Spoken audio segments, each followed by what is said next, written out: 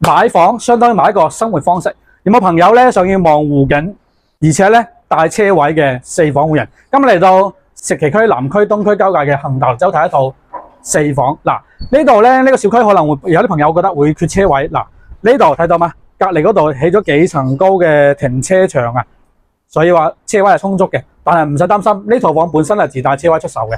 咁再睇呢個湖景啦，嗱，呢度湖景咧係小區賣點嚟嘅。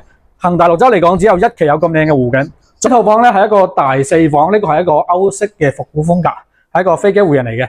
咁再睇下我哋餐廳位置，餐廳佢做咗個圓台，咁用嘅係紅木家私啦。咁呢啲好多朋友都會中意嘅。咁呢度咧嗱，廚房位屬於開發商嘅交樓標準，咁佢呢個裝修嚟講保養得都比較好嘅。咁呢邊咧入戶花園，唔係入戶嘅位置，唔使直接對嗰個陽台嘅。呢度就係可以做個長輩房都 OK 嘅。而家配置係2米床啊，呢邊係向南邊嘅，都可以望到啱啱我講嘅湖景。咁再睇下另外其他房啊。嗱，呢度咧就做個兒童房。咁呢度咧佢同樣係向南邊嘅，中意睇湖景嘅朋友咧就呢啲房啱晒啦。3間房都係可以望湖景嘅。咁呢度咧對面咧係公共衛生間，做咗乾濕分離噶啦。睇佢裝修嘅質量都 OK 嘅。咁呢個戶人咧嚴格嚟講，目前嚟講係3+1，因為咧佢呢度有間書房係通過呢間房入去嘅。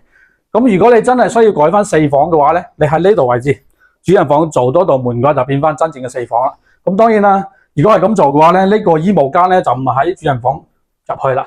咁隔離仲有一個套間位置。嗱，主人房呢度咧都係向南邊，採光面係足嘅。而家配置1.8到2米床都仲有咁多空間，而且咧喺呢度望到我哋嘅湖景位置，屬於3區交界，去沙溪都非常之方便。有興趣嘅盡快 call。